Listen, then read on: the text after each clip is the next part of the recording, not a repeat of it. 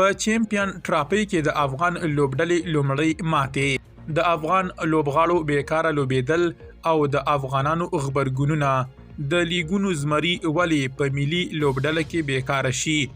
افغانستان خپل لومړی لوبه وبایلله. افغان کرکټ ملي لوبډلې په چیمپیون ټرافي کې خپل لومړی لوبه سویلي افریقا ته د 109 منډو په توپیر وبایلله.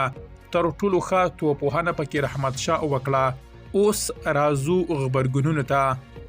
پښتو کرکټ لیکلي که له رحمت سره نبی، عمرزي یا ګلبدین یو هم درېدلی وای نو لوبه به تر ډیره مخکې وړل کېده، خو دلته د هیڅ چا رول معلوم نه دی. هر یو چې راځي اسانه بالونه مس کوي او بیا د یو احمقانه شاټ وهلو هڅه کوي او وکټه یې ځي. چې پر اسانه بالونو ان د یوې منډې هڅه نه کوي نو په سخت بال ولې د شاټ وهلو کوښښ کوي. وصال لیکلي افغان لوبډله په ټوله کې بېتولي او کمزوري ولوبېده. خراب فیلډینګ، بې کنټروله توپ اچونه او بې مسؤلیته توپوهنه زموږ د ماتې لوی لاملونه دي. په هر حال لوبه کې ګټل بایلل شته، په دې هیله چې راتلونکي لوبې وګټو. جیلاني لیکلي توپوهنه مو ډیره بې مسؤلیته ده. که رحمت شاه غوندې دوو لوبغاړو به مسؤلیته لوبه کړې وای اوس به له بریا سره مخ وو. خدای دې وکړي چې په نورو لوبو کې مو حالت داسې نه وي.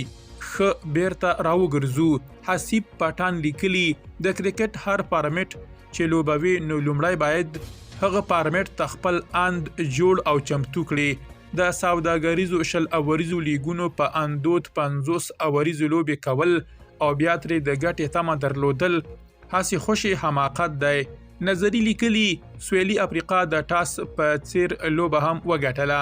لومړی تر ټولو لویه اندېښنه میس فیلډینګ دی چې وشو. دویم په توپوهنه کې یوه ښه ملګرتیا ونه شوه. ټولو رحمت شاه یوازې پرېښود.